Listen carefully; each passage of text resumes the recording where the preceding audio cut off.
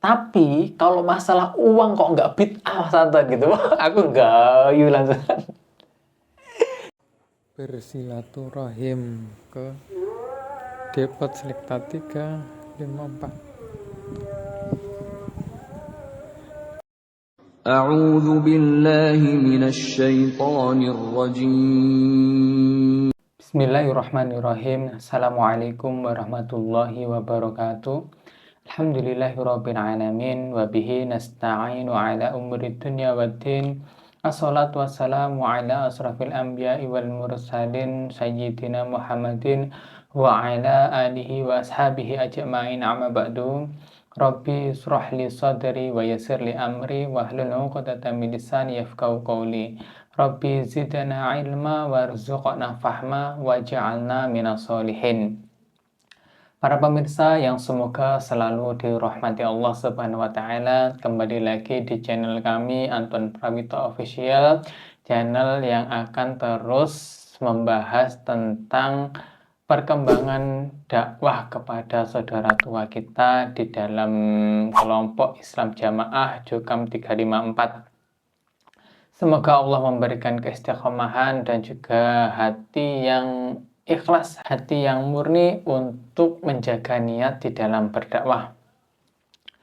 Nah, di kesempatan kali ini saya akan bercerita tentang saudara kita yang berada di Jokam yang kemarin itu anaknya itu WA saya minta saya untuk sowan ke rumahnya ya. Sudah kita bahas sebenarnya di 2 video kemarin ya. Akan tetapi saya belum bisa menyempatkan waktu untuk sowan ke rumah beliau. Awalnya itu ceritanya anaknya itu tiba-tiba WA saya. Katanya saya disuruh main ke rumahnya karena dia itu sudah tidak tinggal di rumah tersebut ya, karena dia sudah menikah dan ikut suaminya. Dan tanda kutip suaminya itu ternyata anaknya kiai lah intinya gitu ya. Jadi dia itu menikah dengan non Jokam ya, dengan ikhwan non Jokam, yaitu salah satu saudara kita yang berada di kelompok Nahdien. Kemudian singkat cerita saya sudah membuat janji bahwa ketika hari Rabu itu saya akan main ke rumah beliau ya. Akhirnya sore gitu saya main ke rumah beliau sambil setelah itu saya mau sekalian mengisi taklim gitu kan di masjid yang ada di kota. Saya sowan ke rumah beliau, ternyata beliau itu masih produksi ya, masih produksi usaha ciloknya dan juga nasi gorengnya itu ya alhamdulillah sampai sekarang masih lancar. Dan alhamdulillahnya lagi, bukan alhamdulillah ya, IR-nya itu sampai sekarang masih lancar. Berarti ya rezekinya beliau lancar dan masih bisa IR itu. Tapi insya Allah untuk bulan depan sepertinya beliau sudah tidak IR lagi ya. Karena kita sudah membahasnya itu panjang lebar kemarin. Dan ketika saya ke sana itu, saya juga tidak basa-basi ya. Saya langsung to the point gitu. Saya bilang kenapa kok anaknya WA saya dan ingin ikut ngaji dengan saya. Nah, kan gitu. Nah, akhirnya beliau langsung cerita panjang lebar ya. Beliau itu juga janggal gitu loh maksudnya ya. Katanya itu sudah memiliki unek-unek itu lama. Bahwa kelompok kita itu kok, maksudnya Jokam ya, itu kok seperti ini, memiliki paham yang seperti ini. Kemudian kok waktu anaknya nikah itu kan ya, dibilangnya itu kan tidak boleh wali ya, mewalikan apa anak itu kan anaknya perempuan gitu kan. Tidak boleh mewalikan anak yang menikah dengan orang luar. Ya itu kan orang tua ya pasti sakit hati lah pastinya ya. Karena wong dia juga sholat, dia juga laki-laki yang baik, agamanya juga baik, tanggung jawab, terus kok divonis yang tidak-tidak itu kan, ya tanda kutip kafir lah kan gitu kan, pemahaman yang ada di kelompok kita dulu. Jadi beliau itu ya setengahnya itu juga ya sakit hati menurut saya, karena pertama ya karena dibohongi juga kan, karena kita itu kan seperti orang bodoh gitu kan. Tidak boleh tanya kepada kelompok yang lain dan juga dikasih kacamata kuda.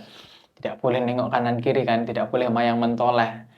Ya, kemudian si ibu itu tadi, si ibunya atau istrinya itu tadi, ternyata rajin juga melihat videonya para mantan, mobil khusus Ustadz kita, Ustadz Khalil Bustami katanya ya.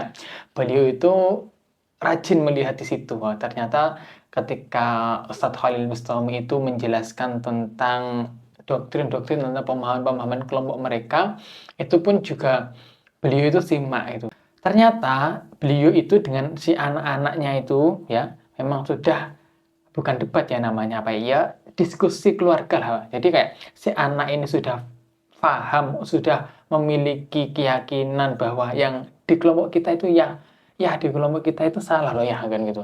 Bu, di kelompok kita itu salah loh kan gitu. Tapi si orang tua itu kan masih masih kekeh karena ya namanya juga doktrin yang balung sumsum ya.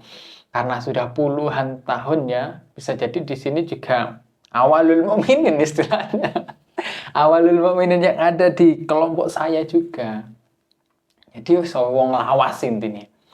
Nah, kemudian ya ketika si anak itu kan ya pasti malah mikir kan orang tua ya. Jadi mikir, kemudian lihat YouTube, wah kok seperti ini ya, meledosnya ya goalnya waktu ketika anak perempuannya nikah kemarin itu.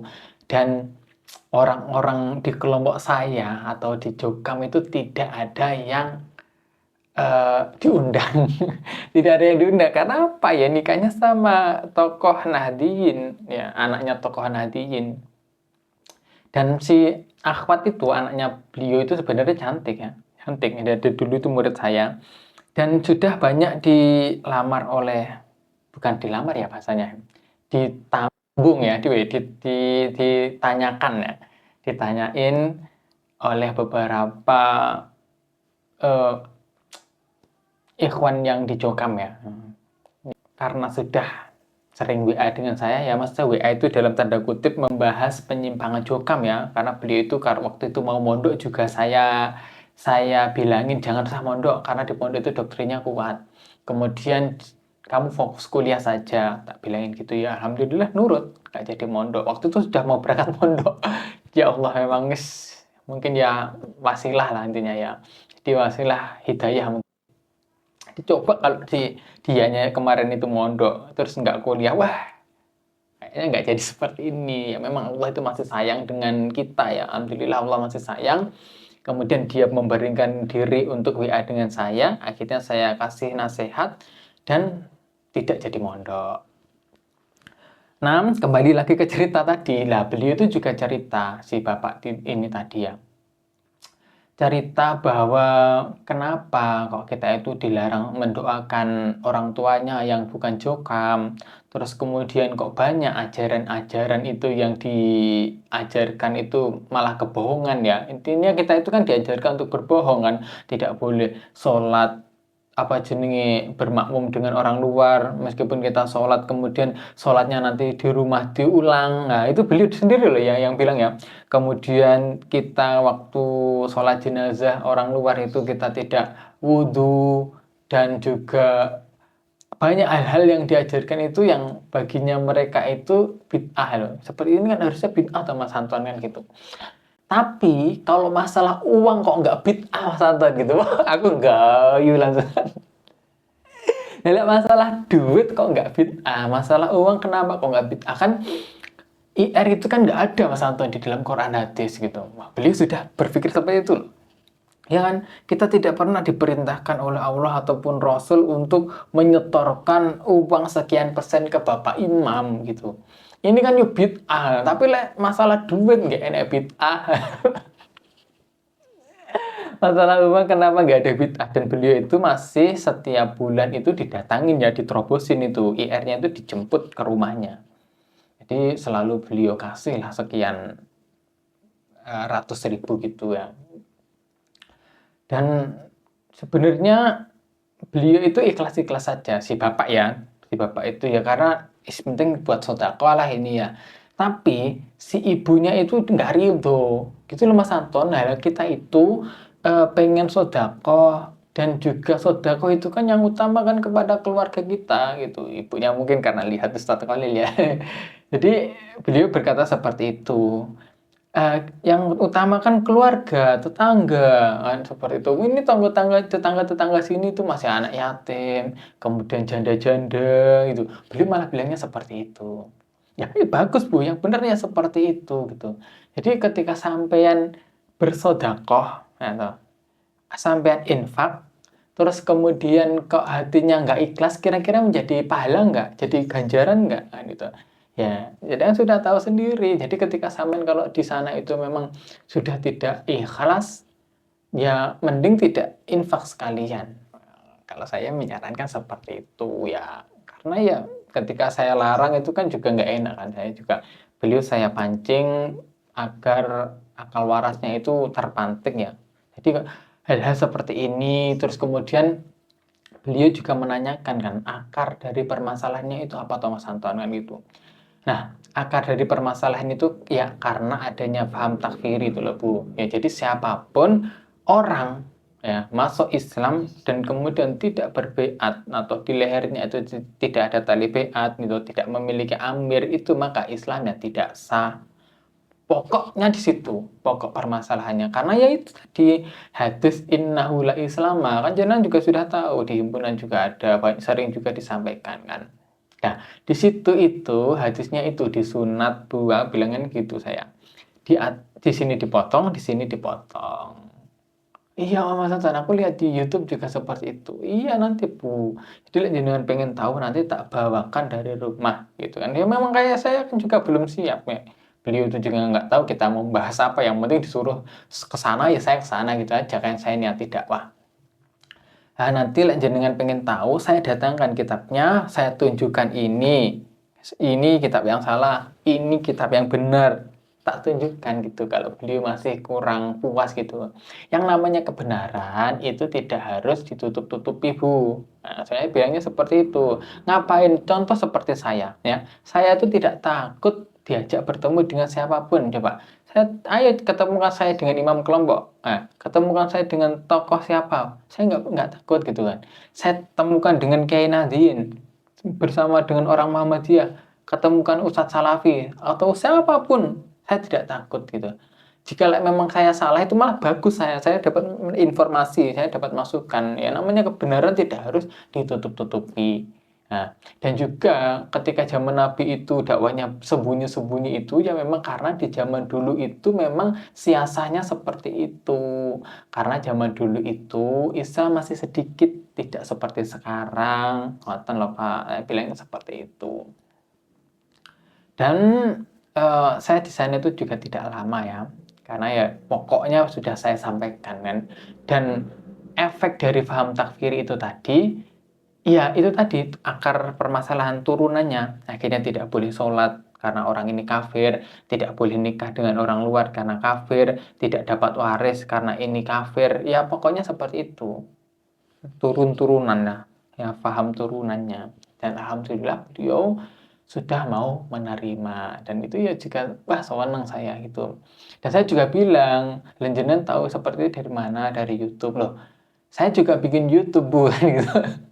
Padahal rumah kita nggak jauh loh, tapi ya namanya juga jarang komunikasi ya gimana ya. Karena ya dilarang kan memang gitu. Banyak orang Jokam yang masih nyimpen nomor saya. Terus kemudian ya tiba-tiba ya hilang gitu kan. Nomor saya mungkin dihapus dan sudah tidak bisa saling melihat story WA kan.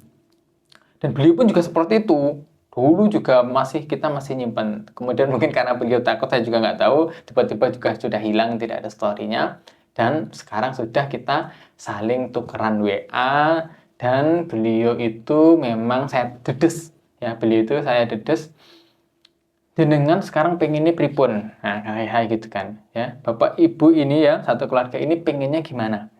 Ya, kalau jenengan keluar dari kelompok tersebut, terus kemudian sampai setak di situ, sampai tetap di sini, dan wis nggak ngaji-ngajian ya, tidak ngaji-ngajian itu ya jenengan tidak lebih baik dari hari kemarin, jenengan tidak ada peningkatan. Nah, kita kan berusaha menjadi orang yang lebih baik dari kemarin. Jadi ya kalau bisa tetap ngaji. Jadi nanti rugi kalau setelah di Jogem nggak ngaji, di luar juga nggak ngaji, itu kan jadi orang nanti jadi orang yang rugi.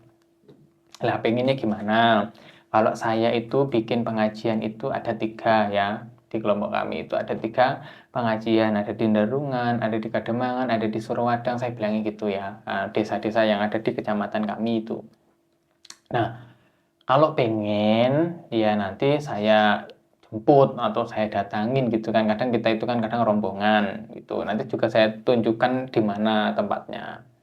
Wah iya Mas Anton, nah itu, saya itu pengen melok ngaji gitu, bilangnya gitu. Kan saya pengen mengaji sama jenengan gitu, pengen ikut sama-sama. Wah oke kan ya, itu kan, wah berarti wes patel nyantol patel.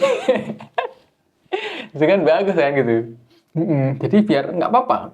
Ya, sampai tunjukkan saja. Nanti wes ketika sampean datang ke sini dulu Mas Anton, itu wes besoknya itu ada orang yang datang ke situ. Calegnya kalau nggak salah, calegnya atau imam kelompoknya itu juga datang ngerobosin lagi gitu loh. Takut ketika saya itu pengaruh ya. Saya tidak perlu mempengaruhi orang-orang, ya kan. Dia orang-orang nanti akan mencari saya sendiri, ya. Ya. Saya tidak perlu datangin ke rumah-rumah terus saya dalil-dalil itu kan ngapain juga gitu loh. Makanya saya cukup buat video ini dan orang-orang yang pengen kepo, pengen diskusi ya monggo. Saya cuman gitu loh. Dan akhirnya ya banyak saudara kita yang dari Jukam yang WA, banyak yang sudah paham takfirnya itu luntur ya, meskipun tetap di dalam ya nggak apa-apa gitu. Ya dakwah kita ya seperti ini. Ya, singkat cerita dan akhirnya beliau itu sudah mantap untuk hijrah. Alhamdulillah, kita doakan semoga saudara-saudara kita yang seperti beliau itu bisa istiqomah untuk terus menuntut ilmu, dan saudara-saudara kita yang masih berada di Jokam, Allah berikan hidayah taufik sehingga bisa menyusul saudara-saudara kita yang sudah hijrah dari kelompok tersebut. Baik, mungkin cukup sekian di video kali ini ya. Jika banyak kurangnya saya mohon maaf yang sebesar-besarnya. Jangan lupa untuk terus mendoakan saudara kita yang berada di Jokam, dan semoga bapak-bapak yang sudah hijrah itu bisa istiqomah, bisa tetap ngaji, rajin ngaji seperti dulu waktu berada di Jokam. Baik, syukran ala ihtimamikum, jazakumullahu khairan wa barakallahu fikum. Wassalamualaikum warahmatullahi wabarakatuh.